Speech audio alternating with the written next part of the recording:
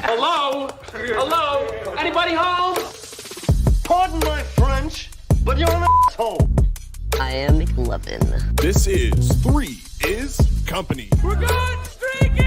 Yeah!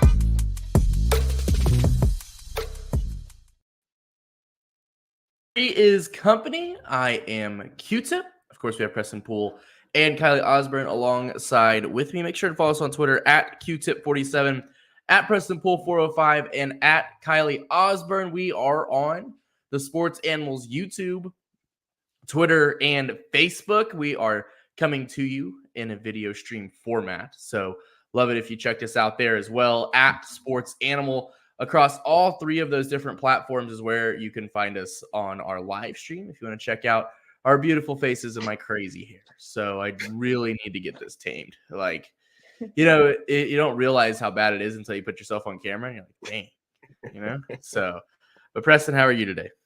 Good. Been doing a lot of Thunder basketball recently. So yeah, you made your debut on the post game show, right? Yeah, I halftime and post game last night. So hopefully Ravis is back for Friday night's game. Because I am definitely not as smart at basketball as Matt Ravis. So I was had done it down a little bit. Is that what Gideon said? No, that's what I said. Because you just hear the way that Matt and Gideon talk about basketball. I'm like, yeah, I don't watch nearly enough NBA to be that smart at it. It was a decent game through 3 quarters and 2 minutes, and then it really got ugly. So, Thunder on a little bit of a skid, but of course without their two biggest players, and Shea and J-Dub, falling to the 3 seed, but they shouldn't fall anymore. They're not going to fall to 4 with a few games left. But Kylie, how are you? Pretty good. Just dealing with some car stuff. Other than that, not too bad.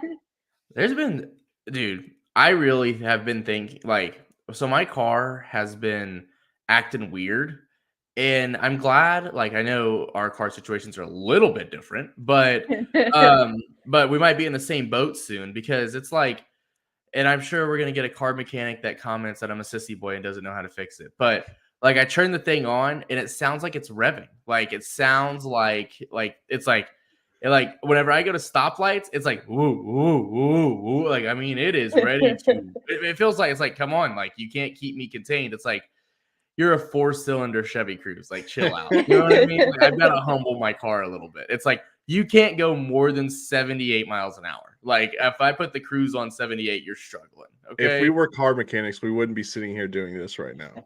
Yeah. No, I was gonna say I have absolutely no idea what that means. I'd be scared. I wouldn't drive it if I were you, but I mean, hey, do your thing. Look, drive it until it doesn't drive anymore. That's what you're supposed to do. Yeah, well, my car's officially totaled or whatever, but we're still driving that thing around. She's working. Yeah, as long as she's kicking, that's all that matters. That's all that matters. All right, let's talk some football, because there's been some football news that's come out, and let's start with the NFL first. The NFL had a blockbuster trade just yesterday. The Buffalo Bills, after losing Gabe Davis in free agency to the Jacksonville Jaguars, decide this wide receiver room can get even thinner. They decided to trade Stephon Diggs, their star wide receiver, to the Houston Texans. And I believe I saw it was for a 2nd-round pick, right? If I saw it right. The tweet I sent myself said draft pick compensation. But what makes this deal even kind of strange, even more strange, for the Texans side, I mean, if you're Stephon Diggs, it kind of really paints the picture of how much of a diva you are. But which everyone already knew anyways. Oh, 100%. I mean, Stephon Diggs might be the biggest diva in all of the NFL. Yeah. But in this Houston-Buffalo trade, the Texans wiped off the final 3 years of Stephon Diggs' contract, giving him the ability to become a free agent after this year. The Texans also took the $3.5 million guaranteed to Diggs next season and moved it up to this season, giving him a raise of paying him $22.5 million in guaranteed money. So really, it's the Houston Texans saying, you have no reason to take it easy this year, because next year you could not be a part of this team. This is your tryout, not only for us, but for all of the NFL. Yeah. And you also get a little bit of a raise. Like, we're not going to do it to you without giving you a little bit of a raise. Keep him happy on the money side, and also give him that freedom to go explore a trade. So it really puzzles me. Which if they don't, I mean, they only gave up a second round pick, so it's not like they gave up a first and like maybe a 2 next year or something like that. It might be a 2 next year. I'm not sure what year it was. I think it was this year though, if I remember seeing at Shefty's tweet correctly. But it just kind of, it's like, I'm surprised especially seeing, like, for example, Justin Fields going for a 6, right? Seeing a guy like Stephon Diggs go for a second rounder and also being able to kind of negotiate the deal to where he only has to play for 1 year with this new team. It just, that part just really like puzzles me if I'm a Houston Texans fan. I mean, if I was a Houston Texans fan, I wouldn't care. Because you have guys like Tank Dell and Nico Collins. This is a great move by the Texans. This is a win now move by the Houston Texans. And it's what we're going to start seeing a lot more from NFL teams is capitalizing on having good quarterbacks on rookie deals and being able to go out and use that other money that you're not spending on your quarterback on those other players. That's what the Chargers did with Justin Herbert for, the first couple of years of his career. Obviously, now he's on his big contract that he just signed. What was it, back in the offseason a couple of months ago? But it's just what we're going to start seeing a lot more is teams in the NFL capitalizing on having a good young quarterback that's still on their rookie deal, going out, getting those good players to put around them and try and go and win a Super Bowl. Unfortunately for CJ Stroud and the Houston Texans, they got to get past Patrick Mahomes. And no one can do that. So, but I mean, great move by the Texans. They've really beefed up their roster in this offseason. Yeah, I mean, like you said, it's the rookie contract, and they've got, I mean, CJ Stroud, rookie last year. They have 4 more years of that rookie contract before they have to pay the guy. So, yeah, I mean, get your licks in now. We've seen that's really been the recipe for success. You remember when the Seattle Seahawks won their Super Bowl? Russell Wilson was on his contract. I believe the first Kansas City Chiefs Super Bowl. Patrick Mahomes, but it might have been 2. I know for sure it was the first one. It might have been the second one as well. Patrick Mahomes was Bengals on his rookie deal. Burrow as well. Exactly. So yeah, I mean, it really is. If you can get a really good young quarterback, then you have to capitalize on the 4 or 5 years that you have. I mean, we're kind of seeing, Jacksonville trying to do that with Trevor Lawrence. They just can't bring in the right pieces. They brought in a terrible coach. Then Calvin Ridley, surprise, surprise, a guy that hasn't played professional football in like 2.5 years maybe he's a little rusty, stuff like that. But I mean, the Jacksonville Jaguars are kind of doing the same thing. So it really is like good for the Houston Texans. And then if you're the Buffalo Bills on the other side of this trade, I mean, are the Buffalo Bills saying, like, what are they kind of throwing in the towel here? I mean, the Miami Dolphins right now, to me, are the clear fit, or the New York Jets, depending on Aaron Rodgers' health and how well, and if he plays the entire season.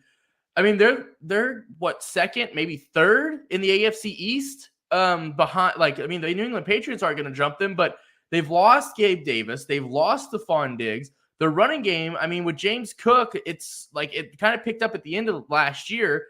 Everybody's questioning the hiring of Joe Brady. I mean, I saw some tweet that said Joe Brady can't scheme guys open. You look at what he did in Carolina. You look at the end of last year in Buffalo, those wide receivers weren't producing. So the Buffalo Bills, I mean, you want to talk about an under of a win total that I would feel very confident in hammering, because I'm sure there's a lot of expectations. I mean, you probably have the second, third, fourth best quarterback in all of the NFL on your team, yet there's no offensive help anymore.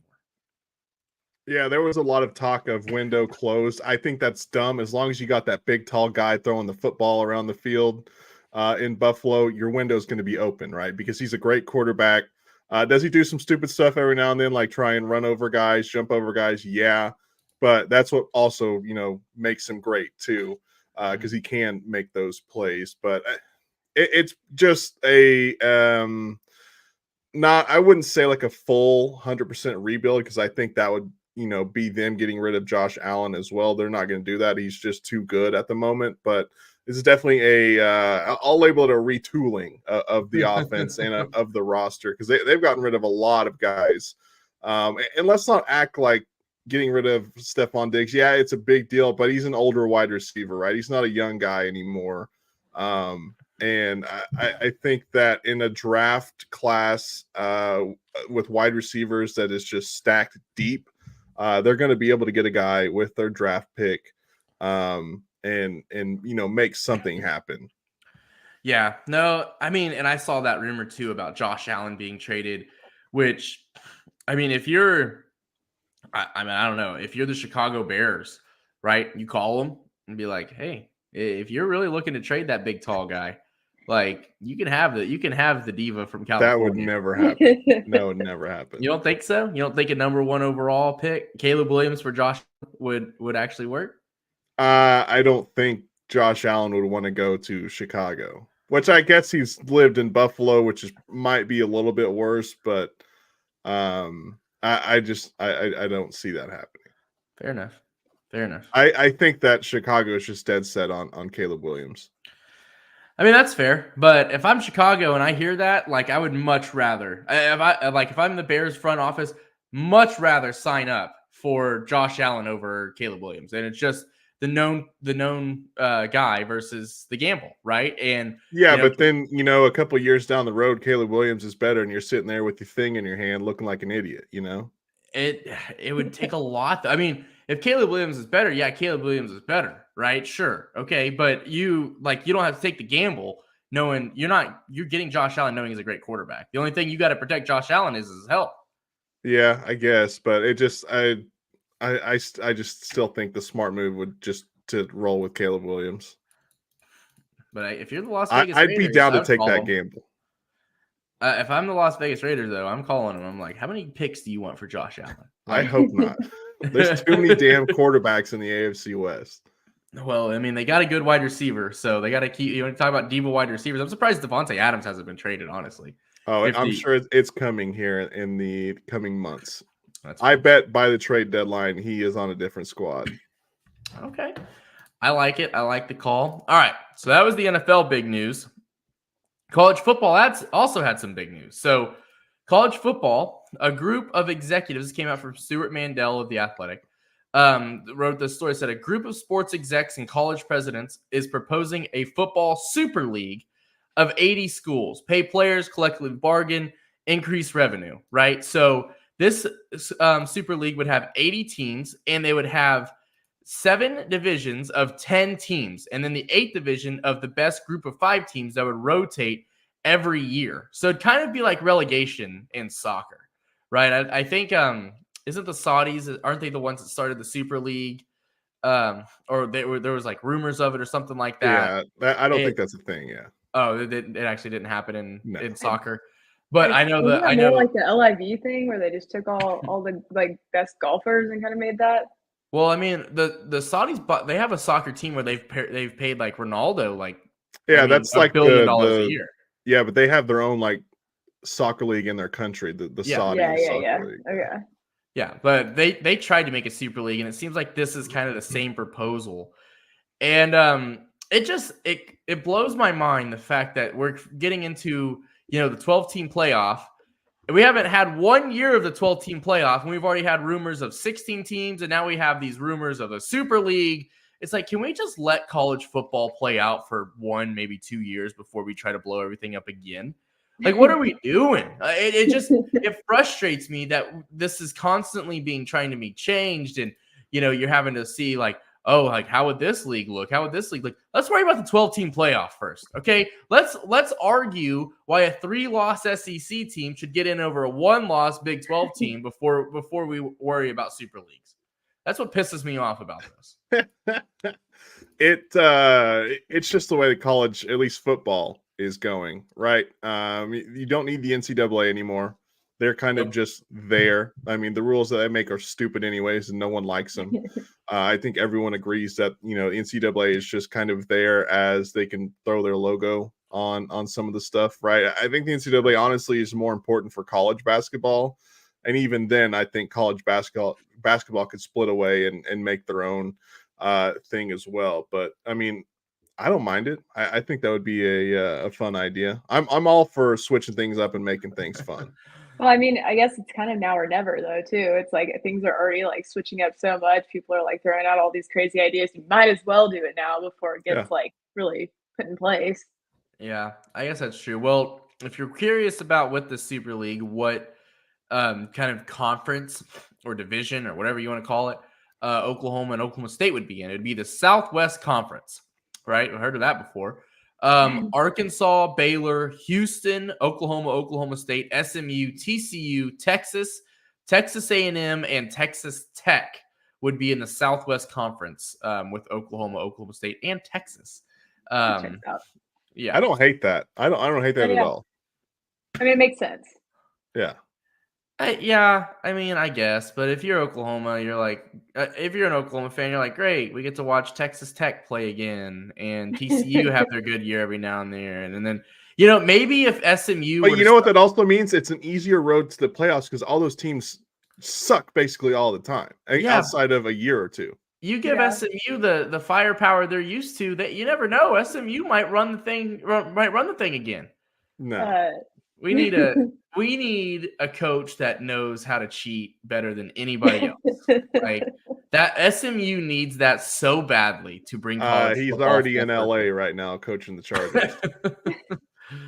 Okay, that's fair. But we need another one. We need a young gun, like a guy that just has figured out, like, all right, I know how to get around the rules, at least win a couple of titles. We need a Pete Yeah, go for Carroll. it, Q-Tip.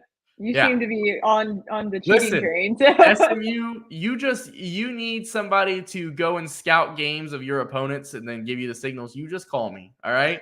My DMs are open. All And right? I mean, the thing is that there's a lot of money down there at SMU. If you've ever been to like that part of Dallas, that's where all the rich people live. Is there, around there.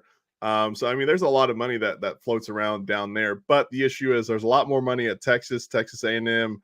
And I don't know OU situation, but I would assume the money is close, if not better, there as well. So I mean, Because it's SMU just. hasn't started winning. That's the issue.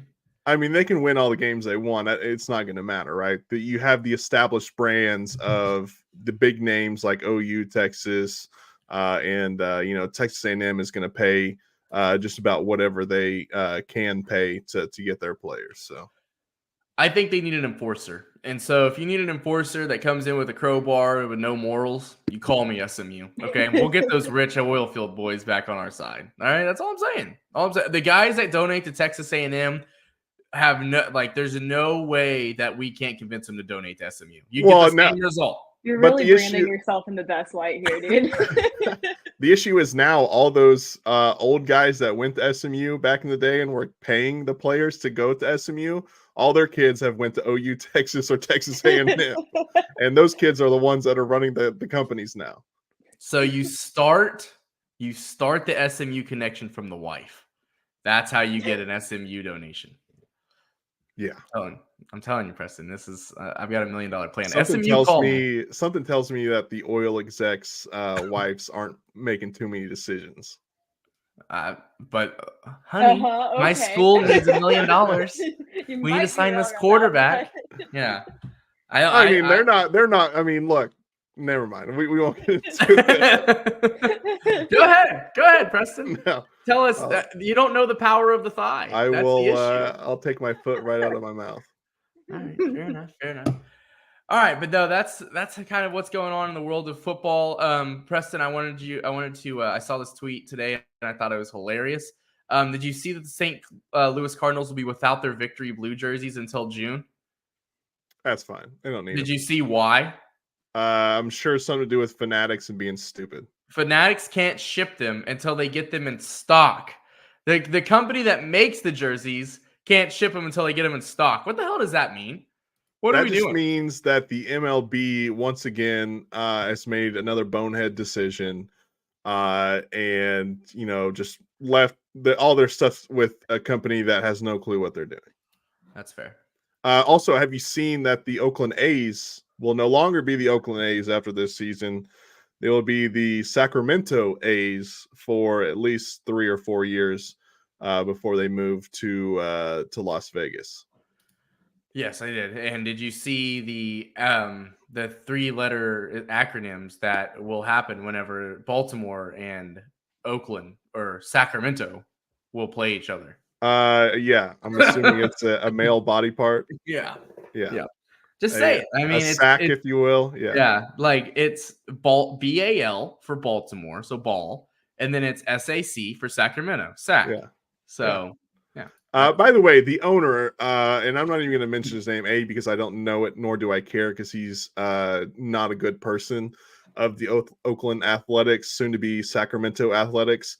I don't think he knows anyone's name on his team, because when he was doing the introductory press conference at the new stadium they're going to be playing at in Sacramento, he said it's going to be great to see athletics players hit home runs and guys like Aaron Judge. Did not even mention a single player on his team, but mentioned a name of a guy on the New York Yankees. All the way across the country. Yeah, who are in the American League that they would play against. Like, he is such an idiot. And there's a bunch of good movements from the good people of Oakland. I think there's one account, the Last Dive Bar. I heard the story on Pardon My Take the other day. It's a good story. If you look them up on Twitter, I think it's the Last Dive Bar is their handle.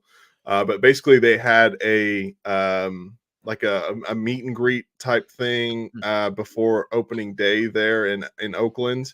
They had like 20,000 people, and no one went inside the stadium. They were all just in the parking lots. So they're just getting screwed over by the owners there in Oakland. And you see what he's doing? That he is demoting players that wore the bracelet. Yeah. I mean, pictures came out with those players and wearing the bracelet on the field, and next thing you know, they are benched or sent down to AAA. So I mean. Yeah.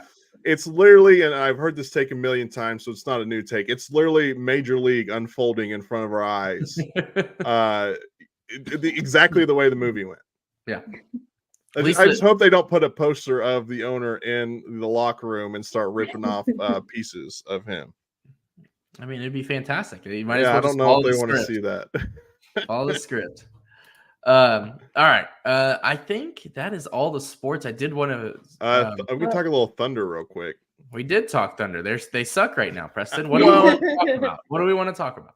I mean, missing their two best players, J-Dub and Shea, for the last 3 games. I forget what it is. They've dropped 2 in a row to the Sixers and the Celtics. They got a game coming up tonight against the Indiana Pacers in Indiana. The thing is, the guys are hurt. They dropped down to the 3 seed there. Last I checked, a game back of Denver and Minnesota. But I think the 3 seed is kind of where you want to be at in the Western Conference. I don't hate the matchup against the Kings or the Suns, and that's kind of in the area of who they would be playing. I don't hate that first round matchup for the Oklahoma City Thunder. So I think that they're still in a good spot. Shea's already been ruled out for the game tonight in Indiana. J-Dub, I believe, is doubtful. That tells me it's going to be changed to questionable Friday morning. We're recording this Thursday night. That's probably going to be changed in the morning. He'll probably play. I won't say for sure, but I would imagine that since he's been at least upgraded from out to doubtful, if he gets upgraded to questionable, basically what I'm saying is he will play Friday night. I don't know. I'm worried about him playing. I could just see them not playing for the entire road trip. And but wouldn't be a bad idea. It wouldn't be a bad idea. And if I had a choice of playoff opponents right there, and I know the Phoenix Suns, the Thunder beat them just the other night, so it's hard to say this, but I am scared. I mean, I'm just scared of the Phoenix Suns if they have to play the Oklahoma City Thunder in a 7 bunch of old guys and Devin Booker. Yeah, but they have 3 legit scorers in Jusuf Nurkic, right? That's all they need. They don't need an inside presence like a Joel Embiid, like a Jokic. They just need a rebounder. They just need somebody to be physical inside, and then they have 3 legit scorers. If all 3 of those guys are healthy and they play good and they play games, like it's going to be hard to keep them down. You know what I mean? Like they could try to limit Devin Booker, limit him to what, 20? And then they could try to limit Bradley Beal, limit him to what, 15, 20? And then you have to have Kevin I'll Durant read you off the scores this year of the Thunder versus Suns. Yeah, but it's a playoff series. It's different. I'm saying is Thunder would have home court advantage against a bunch of old guys and Devin Booker, who Devin Booker hasn't really been the best in the playoffs, right? Now, I'm not saying the Thunder are going to be good in the playoffs because we have no clue how they're going to play in the playoffs, right? They've never been there outside of Shea and Dort in Shea's first year in Oklahoma City. But I mean, the Thunder swept the season series against the Suns. I don't think that it's a crazy thing to say that you'd rather be matched up against a team like the Suns or Sacramento, even though Sacramento has kind of had Oklahoma City's number this season. They'll be without Malik Monk and Kevin Huerter. So, I mean, I think that's two good matchups there if they were to stay at the 3 seed. All right. Fair enough. We're going to see. We're going to see. I mean, what, 5 games, something like that left? So, plus a big thing, they get a whole week off after next Sunday's game against the Mavericks. Because that one they play Sunday on the 14th. The playoffs don't start until Saturday the 20th. So they'll have a whole 5-day stretch where they get to rest. That'll be helpful. That'll be very helpful. I mean, this stretch for Shea to rest before the playoffs is going to be beneficial. So and a guy like Chet, who we've seen has played great coming off of a couple days rest. Yeah, exactly. Something funny that I did see that's kind of sports related, by the way, from this past weekend. Did you see that tweet that went viral that said, "How did Jesus come out of the tomb?" or "How did Jesus walk out of the tomb?" I did not. So this tweet went viral, has 45 million views, right? Because a bunch of people were quote tweeting it, and one of the best ones that I saw was, do you remember after Brian Robinson, the Washington Commanders at the time, or I think it was a football team at the time. When he got shot in the leg and he came out to Mini-Men, like that one was great. That one won the day for Easter. So that was him coming out of the they quote the tweet said, "How did Jesus walk out of the tomb?" and then they quote tweeted it with the video of running out of the tunnel to Mini-Men. So perfect. It's perfect. That is perfect. Pretty good. All right, let's get into our top 5 this week. We are going to do top 5 like playground / yard games. So games that you played when you were a kid, played in the playground at school, stuff like that. And that honestly, that's kind of how I went. I went all playground. Because I went like backyard as well, because that's where we played a lot of this stuff. Well, I'll be honest, I only read playground. I didn't think yard. So I went playground. So my first one's not great. Okay, so I'm just gonna rip it off because it's gonna be the worst one of this entire top 5. It was the swings. Okay, I was a big that does suck. Yeah, I was terrible. A big swing because you would swing Good as swinger, high as huh? Is that considered a game? I mean, I guess if you can jump highest, I guess. Yeah, exactly. You would try to jump the furthest is what we played. And see who could jump the furthest. So I don't know how we didn't break a leg. I don't remember, honestly. Maybe that's the reason they yelled at us for stop jumping off the swings. So in fact, I can't remember, but told you I knew it was okay. I knew it was. So I'll rip off my number 5, but it was the swings. Kylie, go ahead. Okay. I'm kind of trying to decide on my 5th. I have like a bunch written down, but I couldn't decide if I wanted to do stuff that we just made up as kids or like a real game. Yeah. So I'll just start with one that we kind of made up, but I think a lot of kids did this, was ripstick basketball. Did you guys ever play ripstick basketball? I'm more of a ride a bike. I never really got on sports or ripsticks because I knew what would be the eventual outcome for myself. So no, I never did play that. We never were very good at it, so we didn't play it very long. Right. Well, I mean, just me and my brothers and all the kids in the neighborhood. Listen, I was never very good at basketball, but I mean, I was pretty good at ripstick basketball because I had the balance aspect. And so no one could make any shots. I made more on the ripstick than off of it. Nice. I guess that's all that matters if you're playing ripstick basketball. So yeah. All right, my number 5. This is something we did. I used to live up in the Kansas City area, and we had a giant backyard where it had 5 houses. Their backyards were combined. We had no fences, so it was just a giant field basically.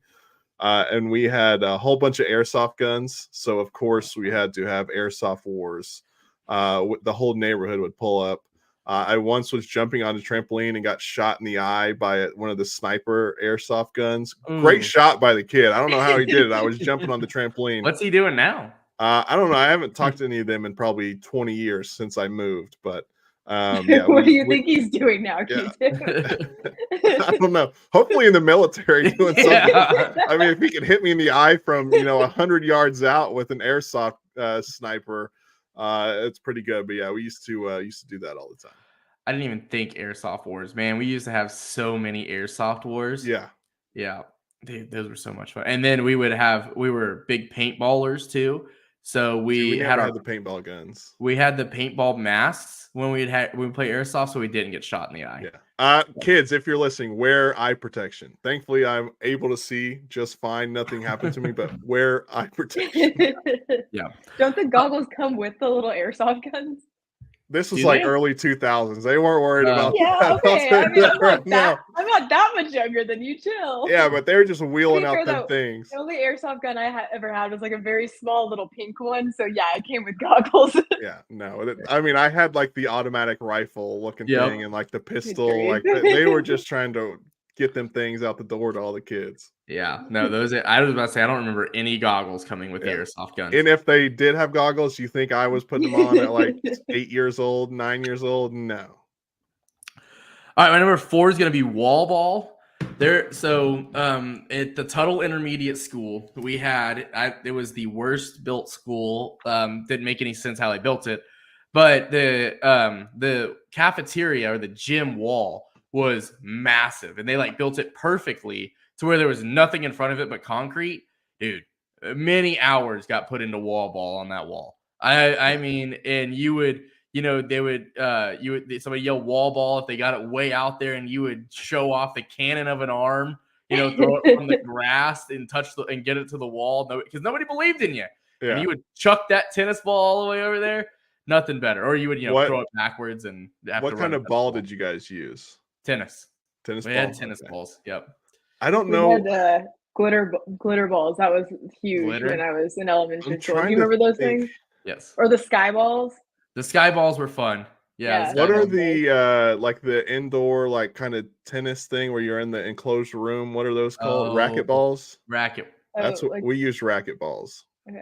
They're like wiffle balls? No, no, it's not wiffle. They're, like They're blue. small, blue, small, and like very hard. Okay, yeah. They bounce like hell, but I mean they hurt when they hit you. Yeah. Oh man, they did. And then I don't know if you guys ever played wall ball where if you didn't touch the wall, you could either be out or you could stand with your hands against the wall, and they hit you. Yeah. And they'd hit you and you're back in. Yeah. Yep. Ow. Oh, you think like 10-year-old boys are really putting too much thought into this? Is like, all right, you got out, stand against the wall, and we're gonna peg the hell out of you. Yeah. Yep. Sorry about you. I mean, we played wall. Don't get me wrong. Like, I played wall, but I definitely didn't get hit by the damn thing on purpose. Someone went home with a concussion or some type of injury. Yeah, every day. Crazy. Yeah. All right, go ahead, Kylie, with number 4. Number 4, we played Ghost in the Graveyard all the time. Do you guys know what that is? Never heard of it. Okay, most of the time we played it like after the sun went down, and it was like more of a backyard game. But it's basically like reverse hide and seek / tag. It's like everyone hides except for like one person. Hold on. Basically, it was just I can't even remember the rules now. But then like you tag one person and they're a part of the team, and then you tag like another person. That sounds like regular hide and seek, doesn't it? It's supposed to be reverse hide and seek, whatever it is. So like what? One person hides and everyone's looking for him or something like that? Yeah, something like that. I really cannot remember, but I remember we played it a lot. Okay. Look, it's been a long time since you played it, I'm sure. Yeah. Number 4 for me is two-hand touch football. We played a lot of that. And sometimes it was only like 1v1 because you couldn't get enough people. So you throw the ball to yourself. No rushing at the quarterback either. It was, many, many hours in the backyard spent on two-hand touch football that eventually turned into tackle football because everyone just wanted to hit each other.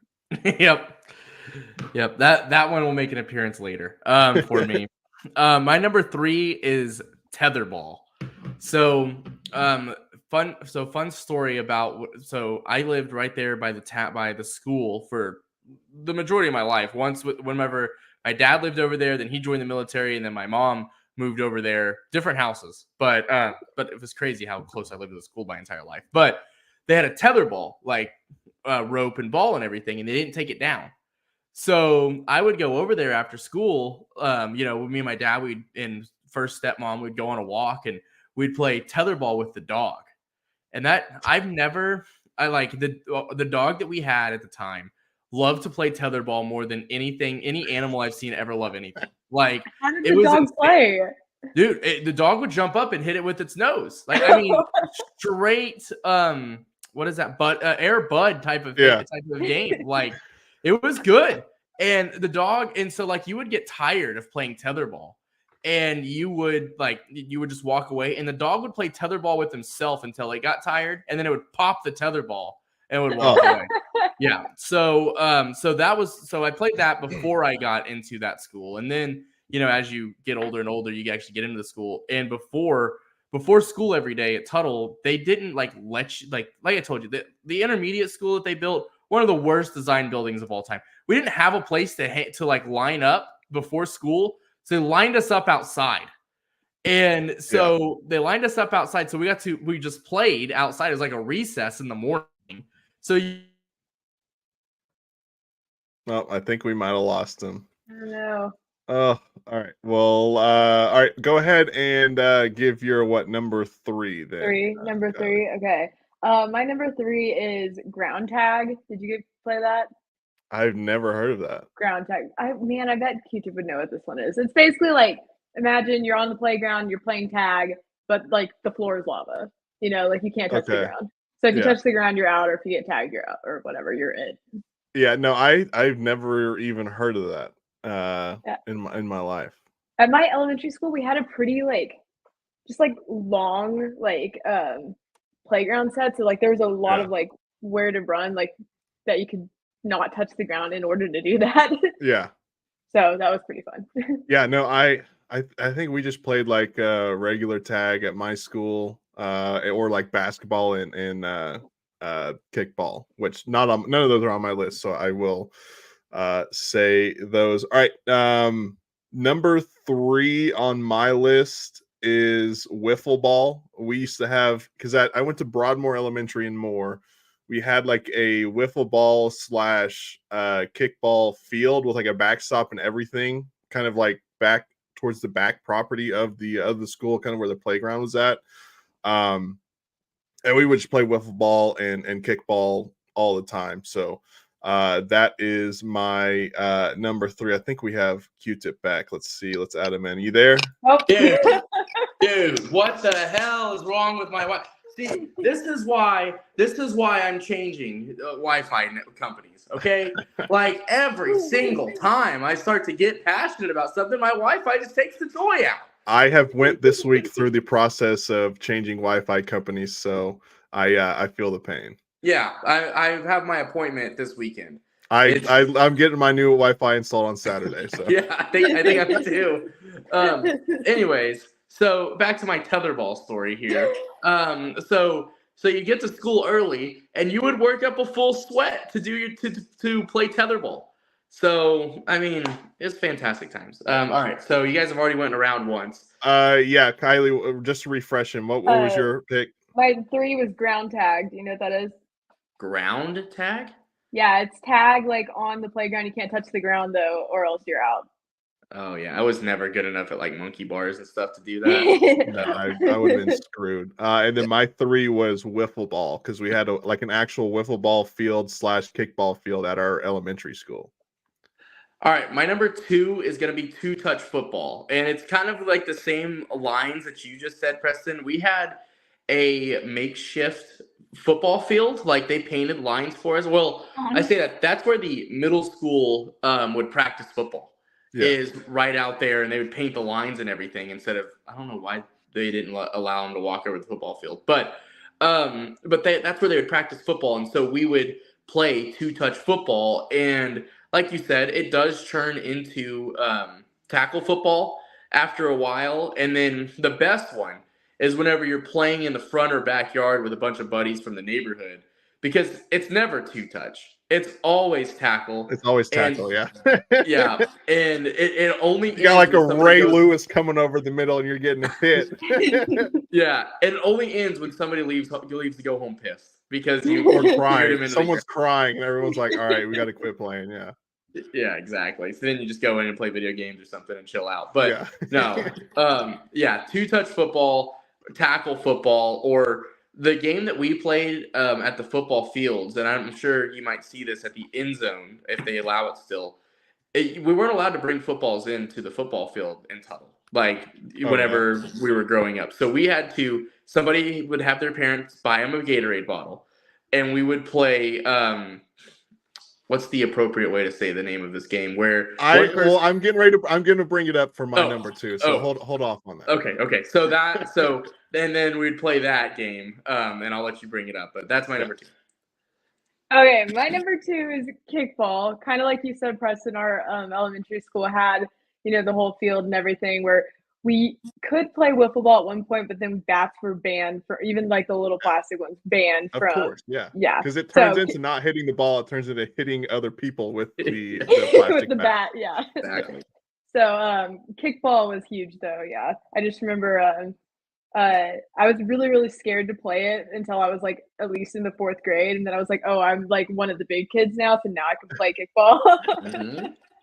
We used to we had a principal, I think it was a vice principal, that actually set up like kickball tournaments during recess back in elementary school. So we did a lot had one of that. Teacher that was like sort of a ref or someone, you know? Dude, because if not, everyone would just start fighting over the rules and all that. Yeah. Whenever I was a teacher's aide for PE, whenever I was in high school, we had a kickball. There was like a kickball field, and the kids would be like, I would like officiate and everything and call outs and safe and everything, and then they would be like, "Oh, come on, I can strike you out, bro." I would absolutely nuke the kickball. I mean, because I had plenty of room. Like there was no kicking it over the fence because the fence was way away. Oh yeah. But I would absolutely nuke that kickball and then just do a light jog around the bases and stare at the kid. I mean, great. 100%. I hope I humbled those kids. I hope they remember that lesson. Yeah, no. They better have. All right, my number 2 is again going to be politically correct with this. Definitely not what we called it as kids, but smear the ball carrier is what I would say. The game that we played, basically whoever has a football, just try and go tackle them and get the football away from them. And then whoever has a football after that, do the exact same thing until someone was either hurt, crying, or it was time to go home. Yeah, there was no winning. Like it was just you would take the football. Ours was a Gatorade bottle. You would run around till you get crumbled into the ground, and then you would have to throw it up in the air, and somebody would have to go get it, and you get it, and you just do it all over. Yeah, we would even play it on the trampoline too. It was fun times playing. We played a lot of that game growing up. So my number 1 is going to be basketball. Dude, we had at our intermediate school, we had 4 basketball goals outside, and we could run full courts, we could run halves, we could do all kinds of stuff. And that's just something that like I would take a basketball and go meet my buddies over at the school. Like I said, I lived by the school like my entire life. So we would go play basketball. I know me and my best friend growing up, we played a lot of 21, like jumping 21, where you couldn't shoot the ball while you were grounded. I mean, basketball was like, it was humbling because there was definitely times where you got scored on, you got punked on, but there was a lot of great times where you punked on somebody else. And those are the best trash talking moments. Oh yeah. Is whenever you can absolutely embarrass somebody in basketball. Like nothing better. There really is nothing better. And so basketball was my favorite yard game to play because my favorite story, I'll just say this one real quick. So I was probably a sophomore, junior in high school, right? And me and my best friend, we had walked over to the elementary school, and the goals are like 6 feet, 7 feet. I mean, they're not very tall. It's like you could jump and like your head would almost be above the rim. Like it was easy. And this group of like 6th, 7th graders come walking around the corner, like 5 of them. And they're talking mad game. They're like, you can't play ball. Like, you can't do this. You can't do that. Like, all right, let's play 2-on-5, right? We're nailing threes. We're like nailing shots from the outside. And these little punks started like scored a couple of times, just yapping. I mean, letting us have it. And I was like, I kind of walked behind him. I was like, just throw it up. I was like, just throw it up. So I ran over and I jumped on top. Like 3 of them came with me and decided to jump with me.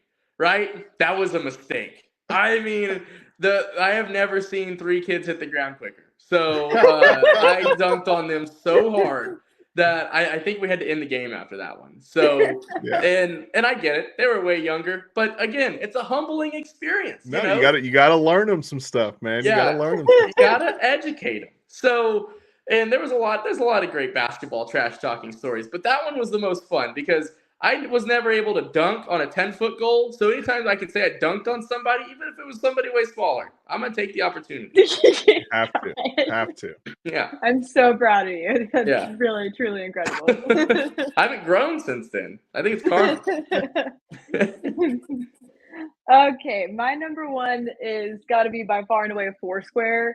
That was the most popular thing at my elementary school. We had, I want to say, like anywhere from like 6 to 8 Foursquare things painted on this like giant blacktop that we had. Like half of it was basketball and half of it was like Foursquare things.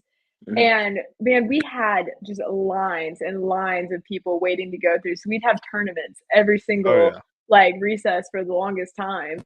And they had to be like quick games, but after a while, we started adding in things like categories to it. So you say colors or whatever, and you have to say the color to make the games kind of quicker. So we have like champions at the end of every recess. And then, if we had like the extra recess, they came back for like the champions battle. Yeah, of course. I've thrown a few cherry bombs in my day. That's yeah, and the rules. Oh my gosh, the rules kept getting more and more creative too. Yeah. The rules were never the same. Day to day. There was always some type of change up thrown in there. It really prepared me for like some VP house rules kind of scenario. Kind of change it up. Yeah, no, for sure. All right, my number 1 is one that Q-Tip had on his list a little bit ago. Wall ball. We played so much wall ball growing up. Like I said, we used the racket balls. The very hard rubber balls that bounce like hell. You just chunk them at each other. But yeah, we played so much of that growing up and more, and in Kansas too when I lived up there as well. So a lot of wall ball played in my day. Yeah, wall ball is for sure one of the best. It was a great game. So now that's our list. If you want to hear what your favorite playground game was growing up, yard game growing up, honorable mention to skateboarding. Dude, never. We okay, I say this. So what we used to do is my best friend had a lab, like a black lab. And what we would do is we'd take that dog and one of us would run down the street while the other one held the leash of that black lab and sat on a skateboard. And it was kind of like, it was almost like little kid bull riding. Because the skateboard, we had one good skateboard and one bad skateboard, like the skateboard that would wobble. And you would sit on that wobbly skateboard and see how far you could get down the street before you fell off and just started tumbling. And you hope that your buddy would see so the dog would stop. Disclaimer, do not try this at home, kids. No. We used to build like homemade ramps and stuff for our bikes and all that, but never did we, or at least me, I just could never get down skateboard. I had a skateboard. I just could not ever learn how to skateboard. So no, I was a ripstick kid all the way. We used to take my buddy had a ramp, a skateboard ramp, and we used to take each other and push each other off of it. Like we'd lay on our stomachs on the skateboard, and the one person would push your foot all the way down the driveway off the ramp, and we'd see if we could if you could stay on the skateboard when it landed. Yeah, side note, that never worked. It didn't. Yeah, a lot of scuff marks. A lot of So I do have one last honorable mention though. I didn't put this in my actual list because it's not like a real thing that other people did, but me and all the neighborhood kids, like probably up to 20 kids, would play Hunger Games quite a bit, where we put all of the Nerf guns and all the just toy weapons into a circle in the middle of this huge field, and we'd all hide because all the like trees are kind of like around the field and whatnot, and we'd have like some giant countdown. I don't know how we did it. Someone probably just screamed it, and you go and grab it, and then everyone's Nerf warring from it. But we called it Hunger Games. nice. An honorable mention was flashlight tag. We used to play as a church. We used to play it with cops and robbers. So a person would drive around in their car, and you would try to flashlight these kids, and like there was so many rules. You couldn't hide in somebody's backyard and stuff like that. And there was only a small area. But cops and robbers growing up on like a random Tuesday night church game, elite. So, all right. Go to church and pretend to be a robber. Yeah, exactly. Yeah, I'm surprised we didn't get caught. I'm sure they warned the neighbors, so that's probably why we didn't get any like terrible stories about that. So couldn't do that now. But all right, that'll do it for us. Make sure to follow us on Twitter at QTip47, at PrestonPool405, at Kylie Osborne, at Sports Animal on Facebook, YouTube, and Twitter is where you can catch our live stream out. Make sure go catch our live stream out, see where I buffered out. I'm sure I made a great face while I did that. So